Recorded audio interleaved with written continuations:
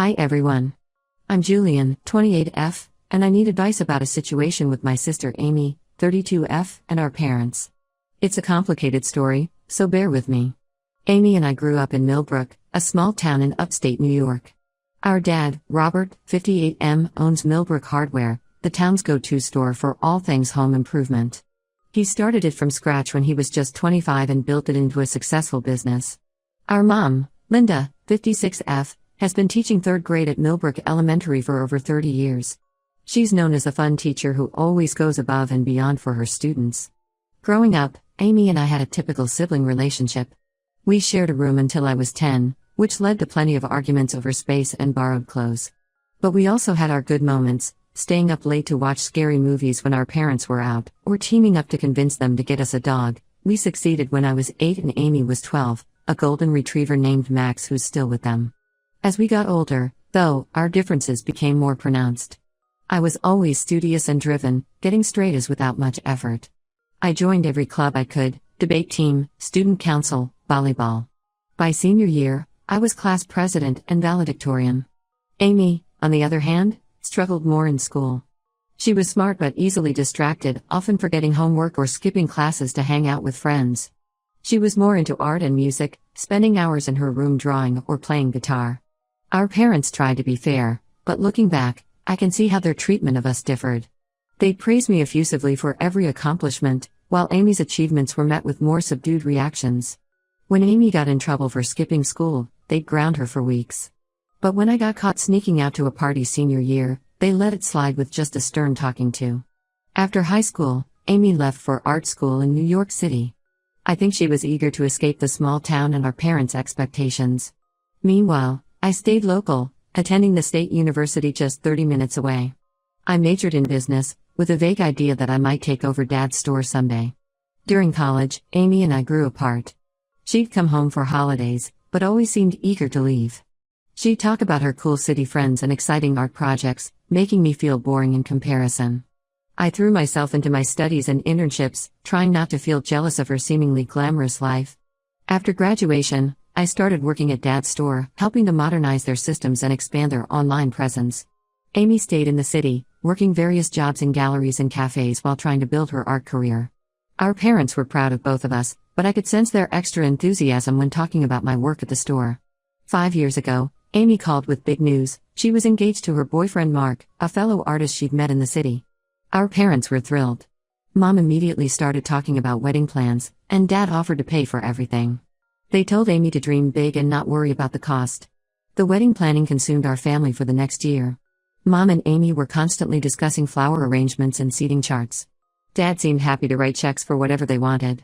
The final event was at a beautiful vineyard upstate, with 200 guests, a live band, and a 5-course dinner. Amy looked stunning in a designer dress, and everyone said it was the wedding of the century for our small town. A year after Amy's wedding, I got engaged to my boyfriend Jake. We'd been together since college. He works as an accountant in town. When we told our parents, they seemed happy but not nearly as excited as they'd been for Amy. There was no talk of them paying for anything. Jake and I decided on a smaller wedding, thinking it made more sense financially. We had about 75 guests in my parents' backyard, with a local caterer and a DJ. It was nice, but definitely no frills. I tried not to compare the weddings, but it was hard not to notice the difference. Amy's had cost at least $50,000 from what I could tell, while Jake and I spent about $10,000 of our own money. I told myself it was because they'd already spent so much on Amy's wedding and couldn't afford to do it again. Still, it stung a little. Last month, everything changed. I was at my parents' house, helping Mom clean out their home office. We were going through old files when I came across a folder labeled A&M Wedding. Curious, I opened it. Inside were financial documents related to Amy's wedding, and I was shocked by what I saw. It turns out my parents had taken out a $100,000 loan to pay for Amy's wedding.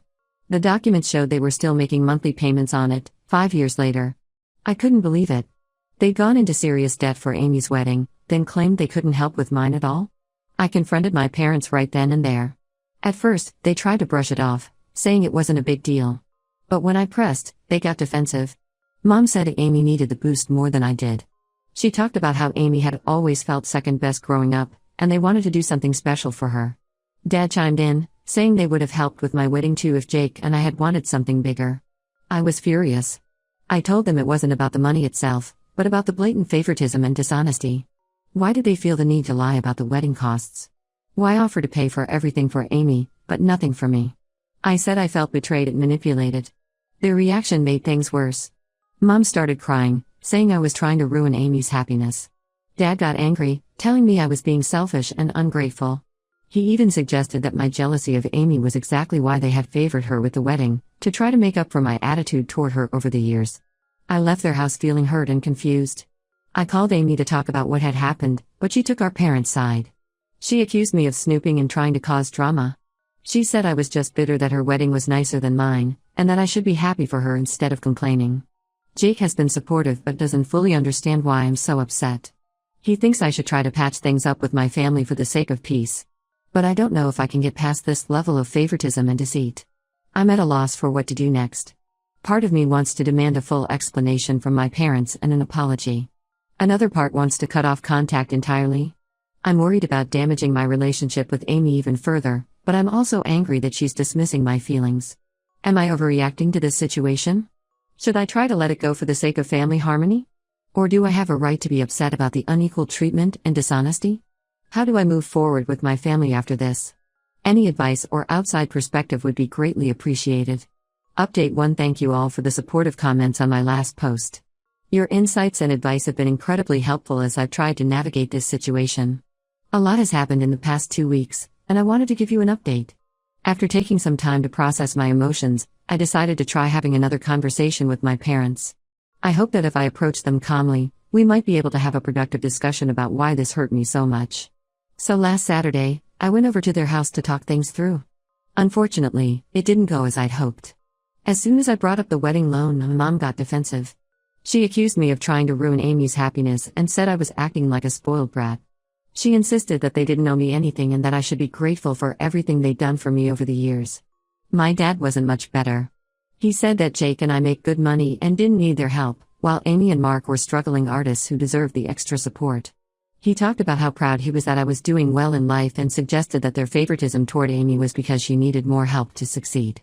I tried to explain that it wasn't about the money itself, but about the inequality and dishonesty. I asked why they felt the need to lie about the wedding budget and hide the loan from us. They claimed they were protecting Amy's privacy and didn't want me to feel bad. But that explanation doesn't make sense to me. Why offer to pay if they were going to hide the true cost? Things escalated when I brought up other examples of how they had always favored Amy, even before the wedding drama. I talked about how they'd praise her effusively for small accomplishments while taking my achievements for granted.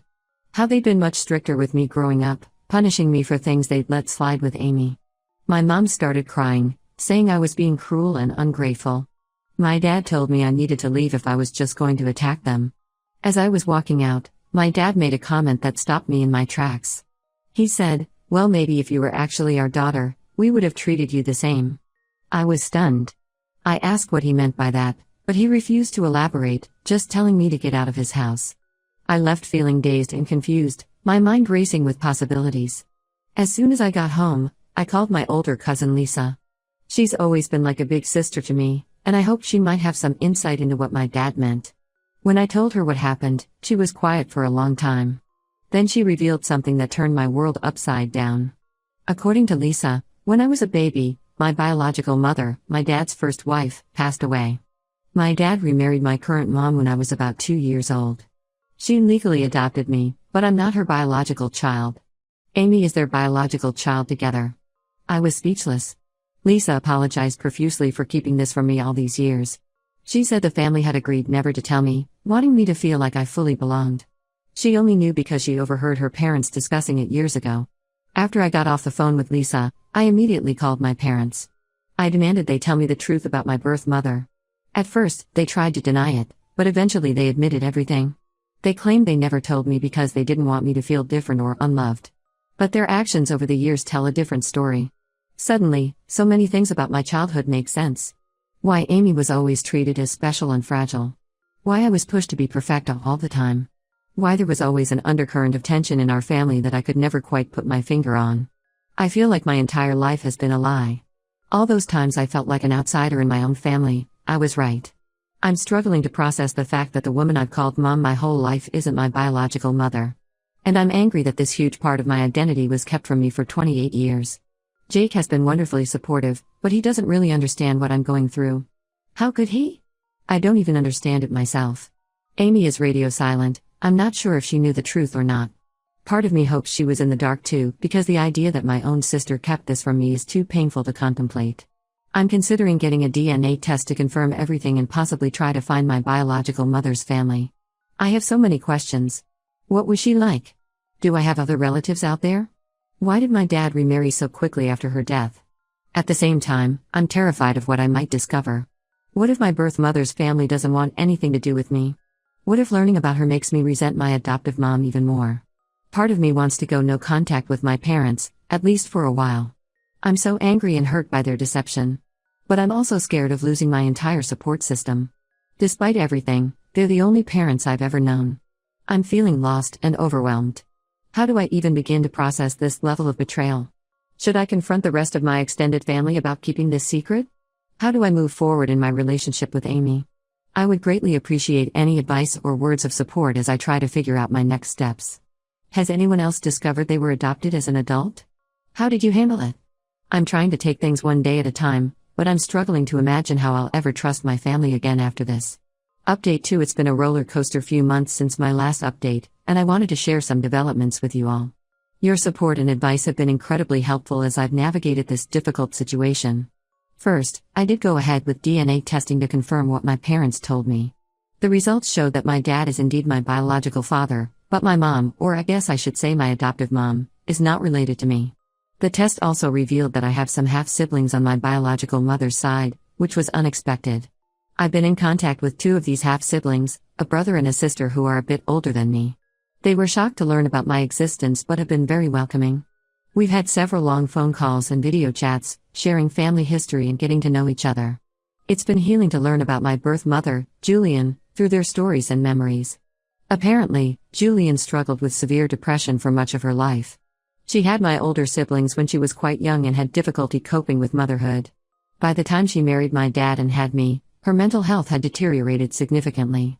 My siblings say she was hospitalized several times for depression after I was born. This new information has made me reconsider some of my anger toward my dad. While I'm still hurt by the deception, I can understand why he might have wanted to shield me from the painful reality of my early childhood. It doesn't excuse lying to me for 28 years, but it provides some context. I also confronted my extended family about keeping this secret from me all these years.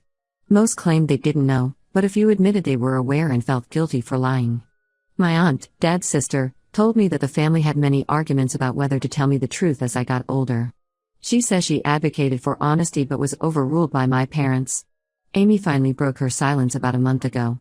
She claims she only found out the truth when she overheard our parents arguing about it a few years ago, right before her engagement. Apparently that's what prompted them to go all out for her wedding. They felt guilty that she was upset about the secret and wanted to overcompensate. I'm still furious with my parents, but I've had a few conversations with them to try to understand their perspective. They maintain that they were trying to protect me, but admit they handled things terribly. My adoptive mom broke down crying, saying she always saw me as her real daughter and was terrified I would reject her if I knew the truth. My dad seems to vacillate between guilt and defensiveness. The most shocking development came last week. My parents invited me over, saying they had something important to tell me. When I got there, they handed me a stack of letters. They were from my biological mother, Julian. It turns out Julian didn't die when I was a baby like I was told. She had severe postpartum depression and left when I was an infant, unable to cope with motherhood.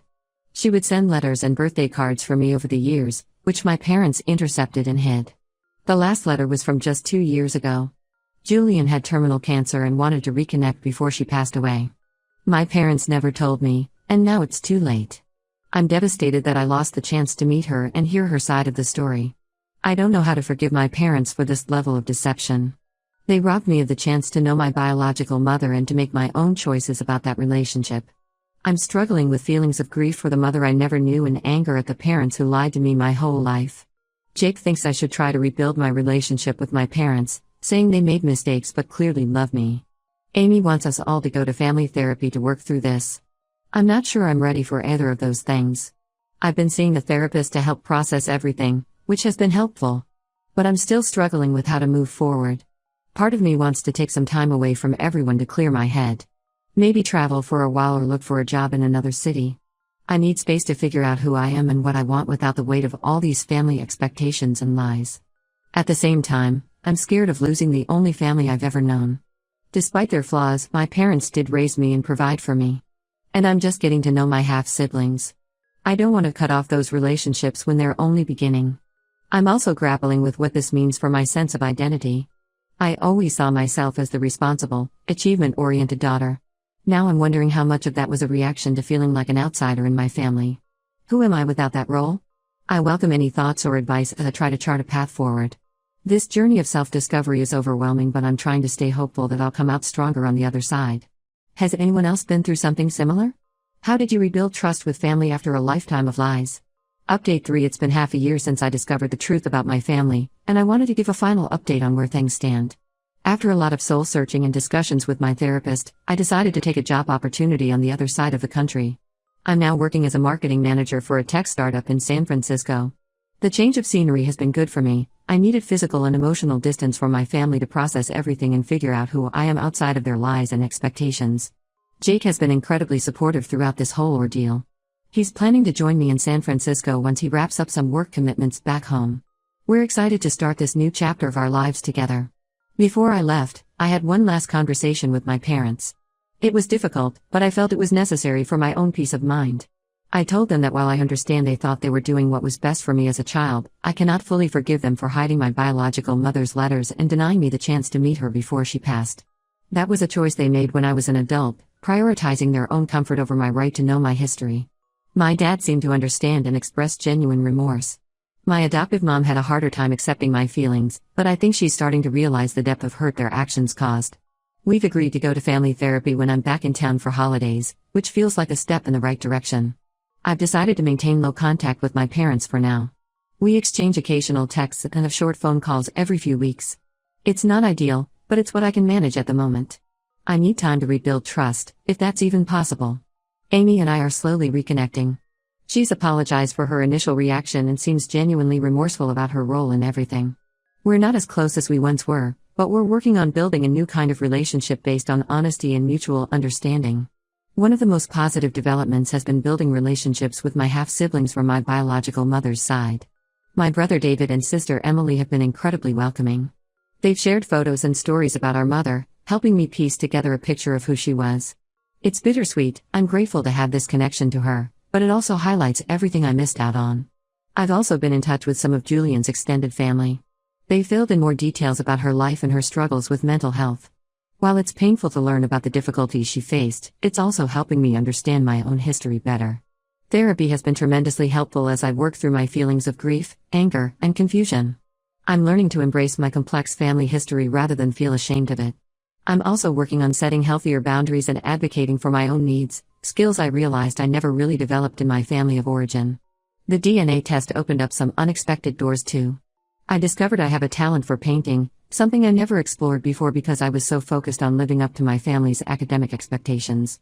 I've been taking classes here in San Francisco and find it incredibly fulfilling. I can't help but wonder if this artistic streak comes from Julian. Looking ahead, I'm cautiously optimistic about the future. This experience has been incredibly painful, but it's also given me the push I needed to take control of my own life and identity. I'm excited to continue exploring who I am outside of my family's shadow. Jake and I are talking about starting a family of our own in a few years. The idea is both exciting and terrifying given everything I've learned about my own family history. But I'm committed to breaking the cycle of secrets and creating a home built on honesty and open communication. Thank you to everyone who has offered support and advice throughout this journey. Your kindness and perspective have been a lifeline during some very dark times.